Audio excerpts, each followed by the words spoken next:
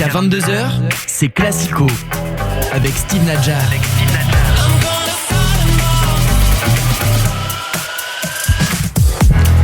Bonsoir à tous, bienvenue dans Classico, votre émission foot sur Radio J. Ravi de vous retrouver après 2 semaines d'absence beaucoup trop longues, mais on est de retour et le carré magique du soir est en place. Bonsoir Alexis Visan. Bonsoir à tous. Également en crampon ce soir, Dominique Serreur. Salut Dom.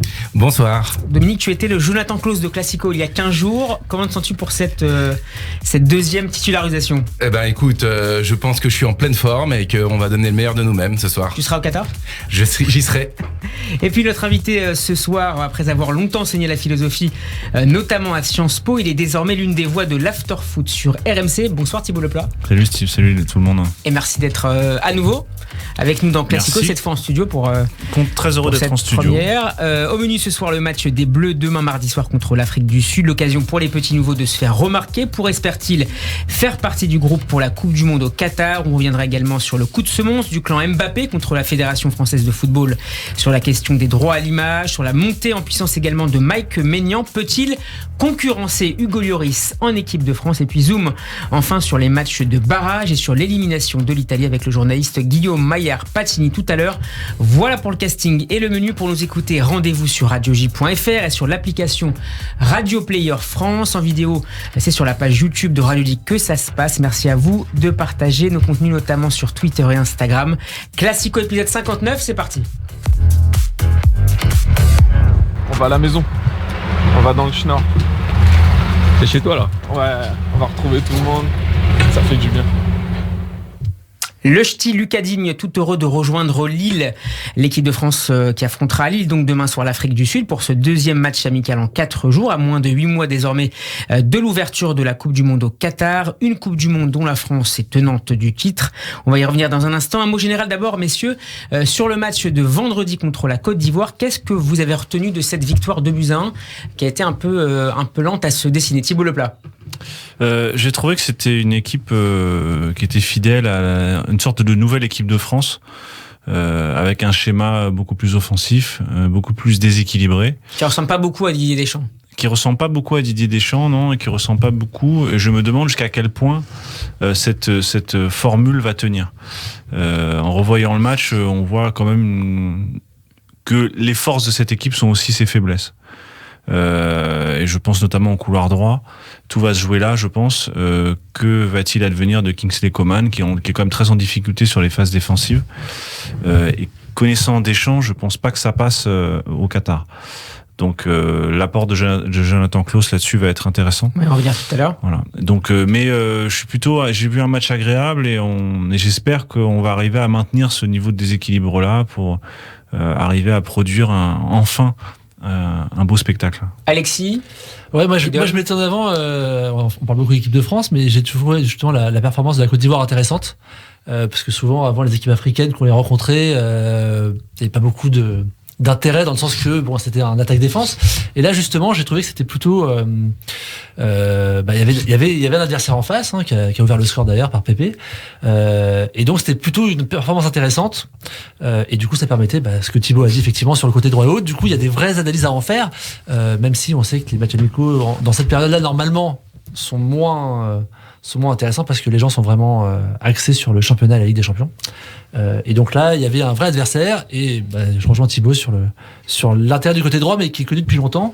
Mais est-ce que c'est l'équipe qui est taillée pour la Coupe du Monde et pour les derniers tours de Coupe du Monde face à des équipes qui seront certainement plus fortes encore que la Côte d'Ivoire? En tout cas, ce qui est sûr, c'est que Deschamps, avant l'Euro, il avait senti qu'il fallait qu'il change. Un peu tard, puisqu'on a vu ça n'a pas marché, mais il avait pris ce voilà, et en tout cas, il va partir comme ça.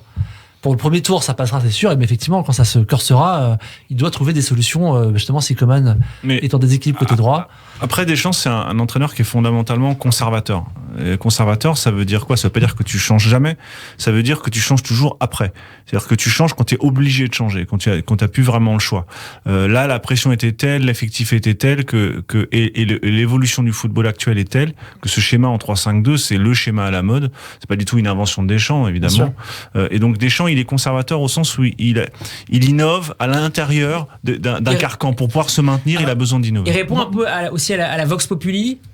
Oui, mais d'une certaine façon, Dominique. il faut qu'il puisse suivre aussi au niveau des joueurs. C'est-à-dire qu'on sent que l'équipe est plus moderne, justement, est-ce qu'il arrivera à suivre avec les joueurs, parce que je rebondirai tout à l'heure sur le débat qu'on va avoir sur les nouveaux arrivants en équipe de France. Donc, si justement il arrive à les intégrer et à faire des choix forts. On parlera de Maignan, on pourra parler aussi de Tchouaméni, on pourra parler de plein d'autres sujets, et donc du coup à ce moment-là, si il arrive à intégrer ces nouveaux joueurs dans ce nouveau schéma, ça posera à mon avis pas de difficulté, il pourra même en tirer un sacré profit. En revanche, à la base, ce système il est taillé pour Benzema, en tout cas pour le trio qu'il fallait recomposer à l'Euro. Indépendamment de la question des nouveaux entrants. Moi, justement, par rapport à Alexis. Thibaut, je pense pas que Deschamps soit un conservateur, même s'il est forcément, mais je le vois plus comme un pragmatique. Je vois vraiment comme quelqu'un qui s'adapte en se disant, là, aujourd'hui, pour gagner mes joueurs, j'ai un style de joueur qui va vers ce style de jeu-là, et donc je vais appliquer ça. Je vois pas bloquer. Mais par contre, là où je le rejoins, c'est que malgré tout, et on en a parlé par exemple de Klose, où il a mis du temps à l'appeler, etc. Mais moi, je comprends que quand tu arrives en équipe de France, pour être appelé, il faut quand même, sauf comme Mbappé où tu es vraiment à un top niveau directement, mais il faut attendre un certain nombre de temps, parce que tu peux être très bon à un moment donné et après te relâcher complètement. Et donc par rapport à ça, qu'il soit conservateur et qu'il mette du temps à intégrer des joueurs peut-être même un peu en retard, pour moi c'est aussi montrer que pour atteindre l'équipe de France, il faut être régulier sur une certaine période. Oui, bien sûr, non, mais ça se comprend et ça a une logique propre. Pragmatique, je sais pas, parce que cette expression est tellement galvaudée.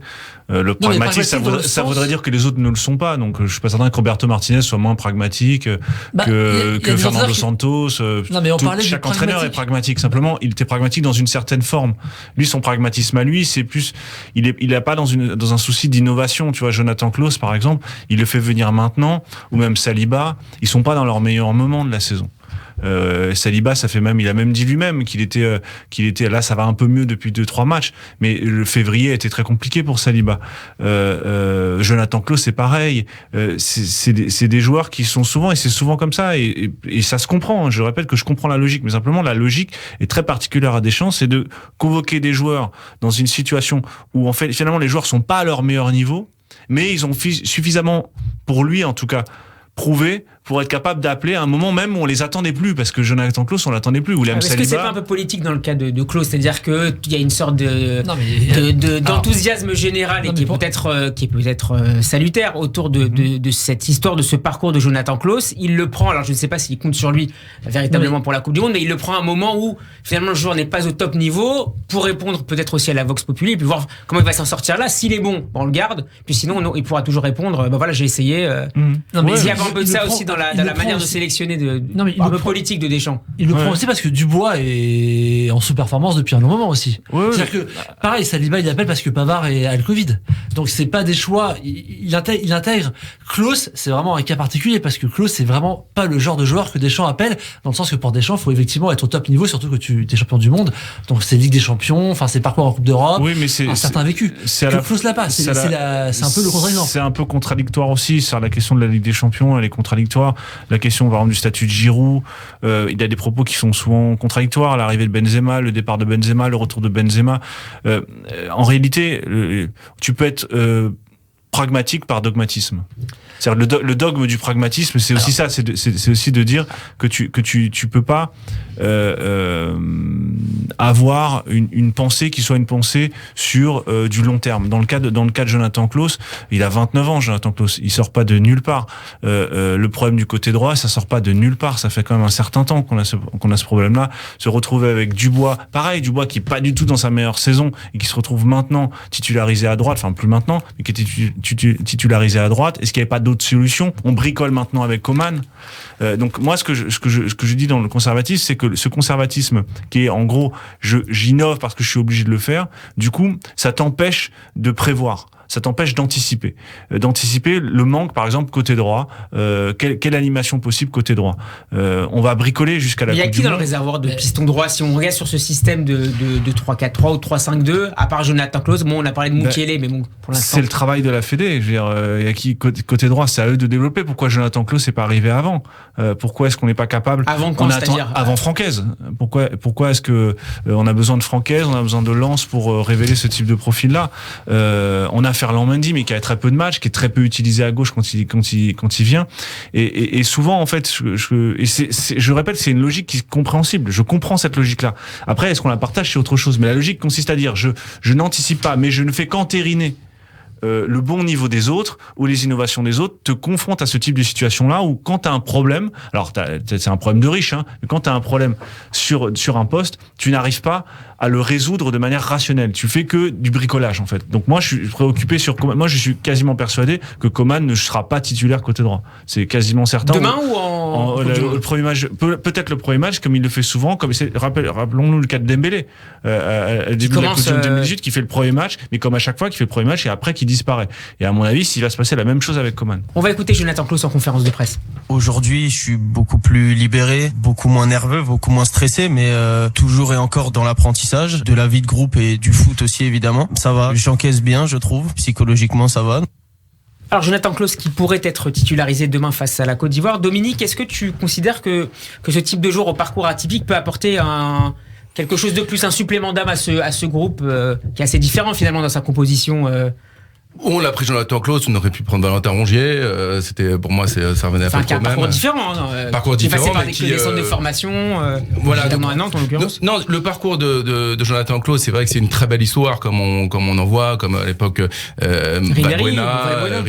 C'est des très belles histoires. Mais je suis pas convaincu que Didier Deschamps soit sensible à ce genre d'histoire.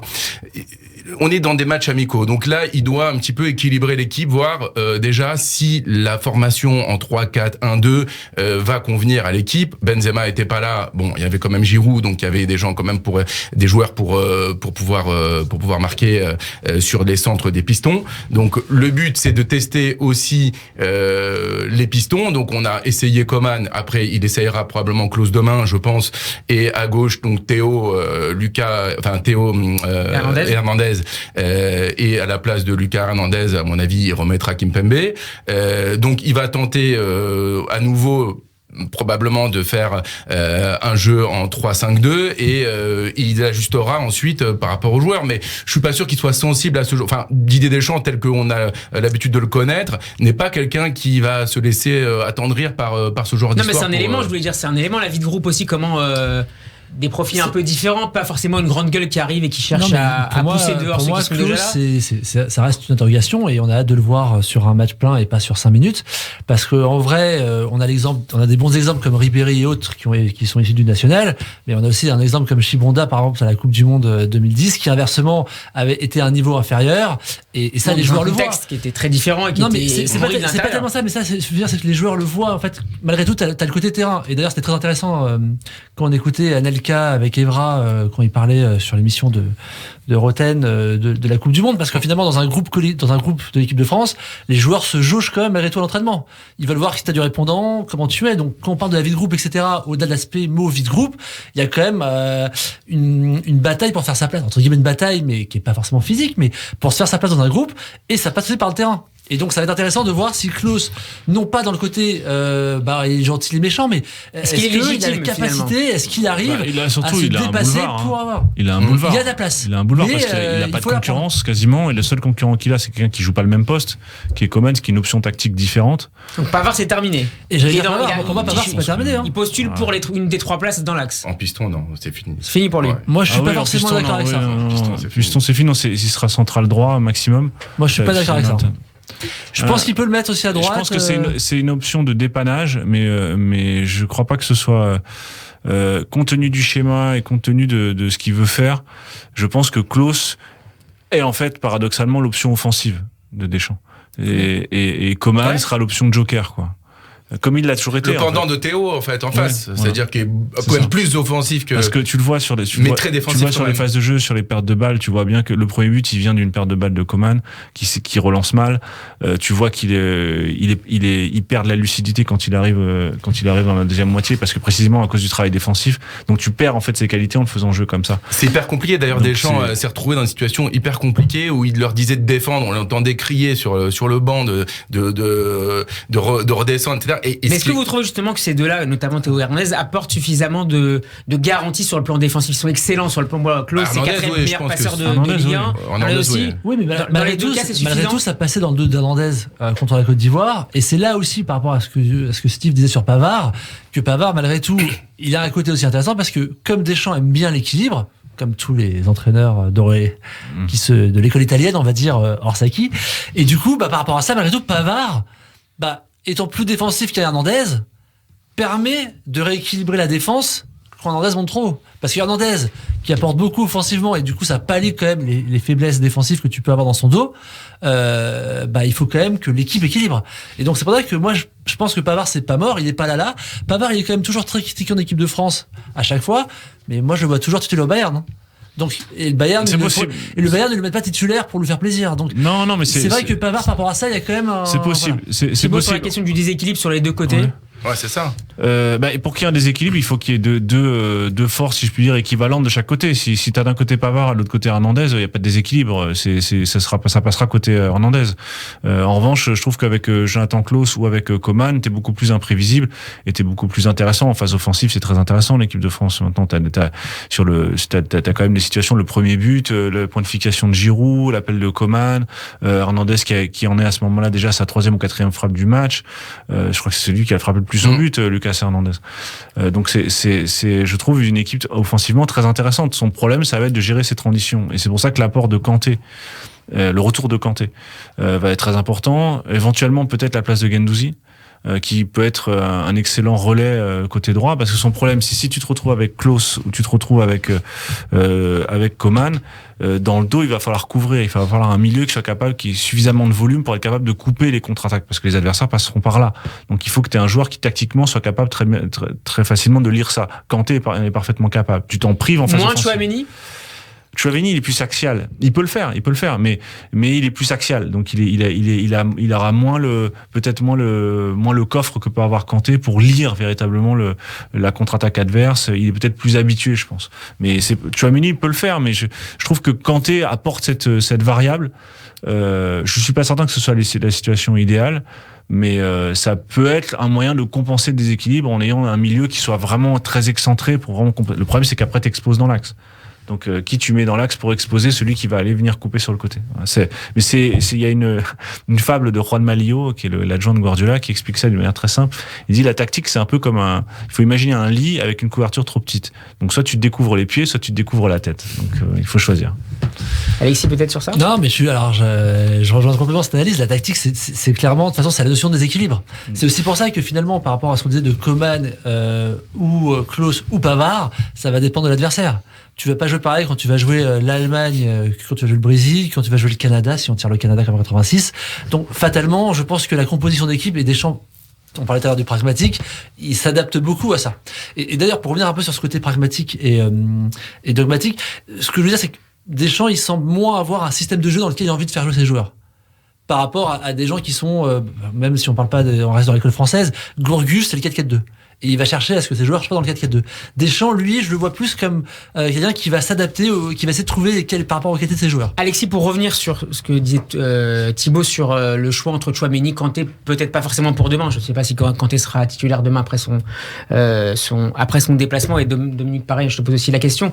Demain, est-ce que c'est l'occasion de faire à nouveau jouer Tchouaméni qui a été salué de manière assez régulière par Paul Pogba? C'est peut-être pas tout à fait anodin ces dernières heures. Je le vois comme un mini-moi. Est-ce qu'on essaye de pousser aussi Non, mais pour moi, il sera Pogba. Pour moi, il il a sera fait très peu de remplaçant matchs. de Pogba. Ouais. Pour moi, Tchouaméni, il est là pour. Non, mais Kanté a fait très peu de matchs déjà. C'est aussi ça, c'est le contexte. Il a raté beaucoup de matchs.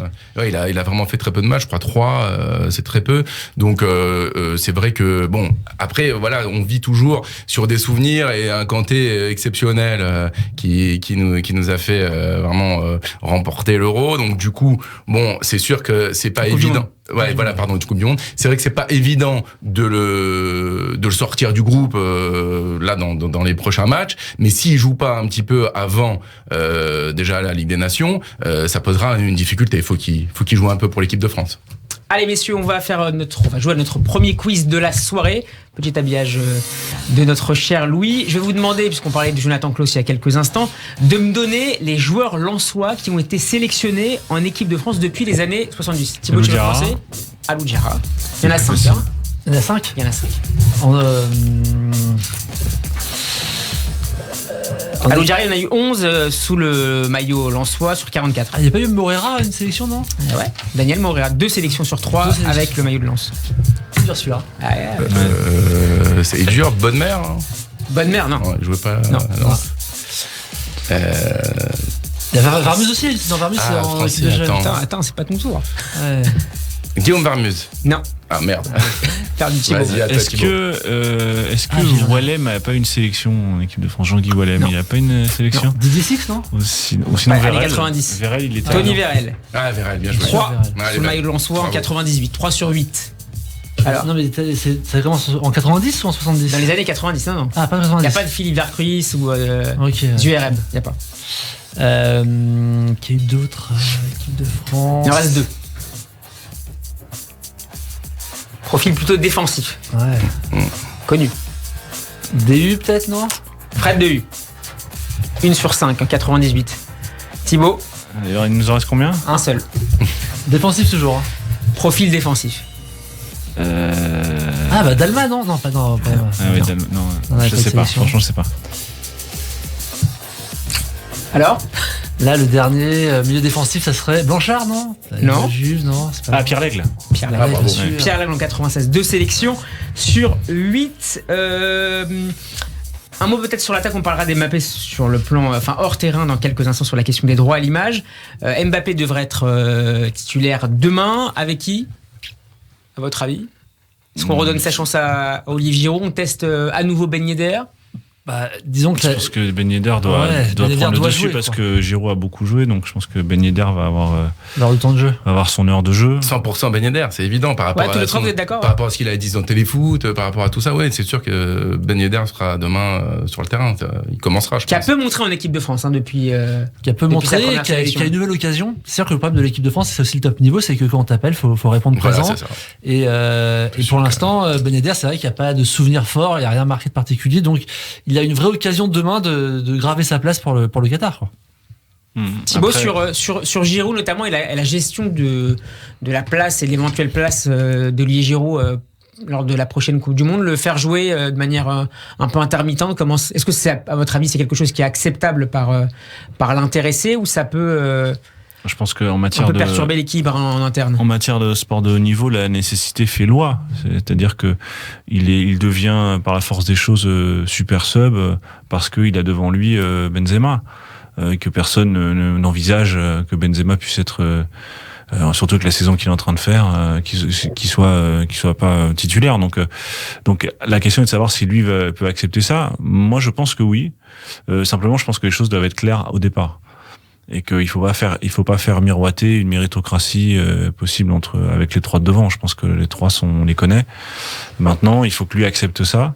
Il a une qualité que les autres n'ont pas. Il est capable sur un match très serré, sur les 10 dernières minutes, mettre une bonne tête. C'est un profil qui peut être intéressant qu'on n'a pas dans les autres versions. Donc je pense que c'est ce qui intéresse Deschamps. Maintenant, il faut que lui accepte. Il est capable de faire d'autres choses, mais les trois autres le font mieux que lui. Mais cette chose-là, je pense qu'il est celui qui le fait le mieux.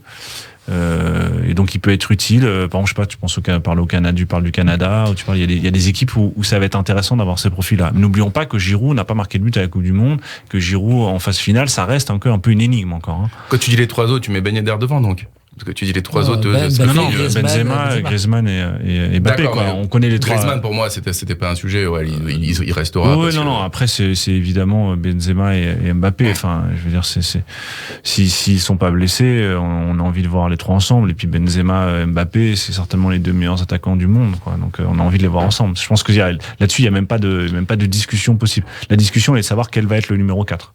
C'est ça. Giroud pour vous?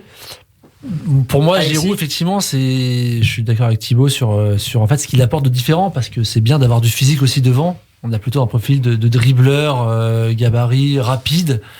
Et donc c'est bien d'avoir quelqu'un de physique qui peut rentrer en cours de jeu. Je pense que Giroud, il avait besoin d'extérioriser quand même ce qui s'est passé avec Benzema, parce qu'au-delà du rappel de Benzema, il y avait quand même eu on va dire des attaques de Benzema dans la presse quand il était hors circuit vis-à-vis de Giroud et qui n'ont pas été réglées finalement. On peut penser que ça a été réglé, mais le fait que Giroud exprime sa frustration pendant France-Bulgarie, pour moi, montre que ça n'avait pas été réglé.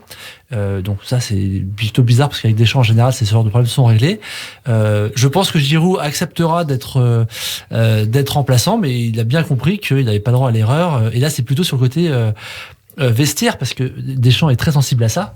Donc pour moi, c'est pas une question de terrain en fait, Giroud. C'est vraiment une question de vestiaire. Est-ce que les autres vont l'accepter ? Est-ce que lui va accepter de jouer un rôle annexe ? Est-ce que on en parle au PSG avec les clans sud-américains ou pas ? Est-ce qu'en équipe de France, pareil entre Giroud qui est très copain avec Lloris, Griezmann et puis Benzema, Mbappé qui s'entendent très bien également. Je crois avec Mbappé également tout ça. Est-ce que voilà, ça va bien matcher ? L'harmonie de groupe sur une Coupe du Monde, surtout au Qatar où il y a pas grand-chose à faire à côté, va être fondamentale. Un dernier mot sur la composition de la liste. Il y a 7 nouveaux joueurs qui sont présents lors de ce rassemblement tricolore qui n'avaient pas été sélectionnés jusque-là avant l'Euro 2021. Donc Tchouaméni, Nkunku, Théo Hernandez, William Saliba, Jonathan Klaus, Matteo Guendouzi, Moussa Diaby. Quels sont selon vous les favoris pour faire partie de ce groupe au Qatar ? Les outsiders aussi. Thibaut ? Théo Hernandez, vas-y, je t'en prie, Thibaut. Non, si, oui. Théo Tchouaméni, c'est réglé ?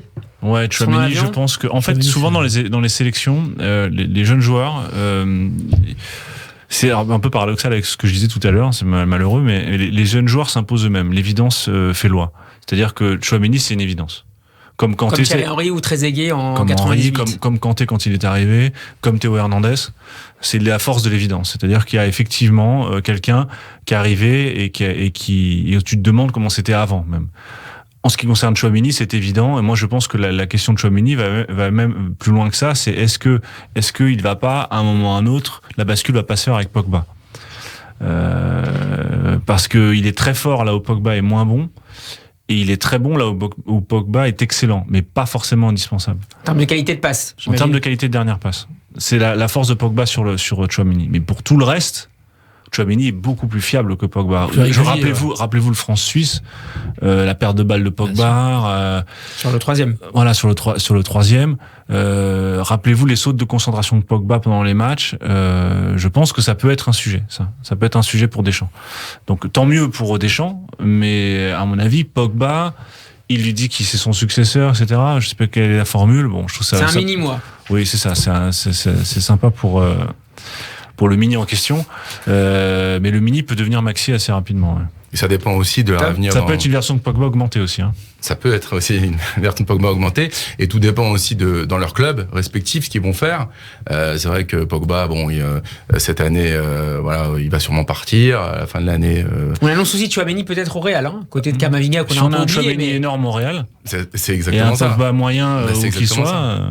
Et puis il faut voir aussi Deschamps. Bon, alors là, on reprend un petit peu le discours qu'on avait en début d'émission. Est-ce qu'il va avoir le culot de modifier pour lui sa colonne vertébrale que vous connaissez, donc Lloris, c'est vrai, t'as raison là-dessus. Voilà, avec Varane, et puis il y a des vraies interrogations sur la colonne vertébrale. Et enfin Griezmann, est-ce qu'il va en bouger un ? Alors s'il bouge Pogba, alors dans ce cas-là, c'est-à-dire qu'elle saute, et puis à partir du moment où cette colonne vertébrale n'a plus lieu d'être, on peut voir tout et n'importe quoi avec ces nouveaux joueurs. Hein. Alexis, sur les autres, notamment les postes offensifs, Nkunku, Diaby. Je sais pas. Je trouve que c'est un peu. Je trouve qu'ils sont encore un peu légers. Mais il reste encore beaucoup de mois d'ici la Coupe du Monde, donc c'est aussi à eux.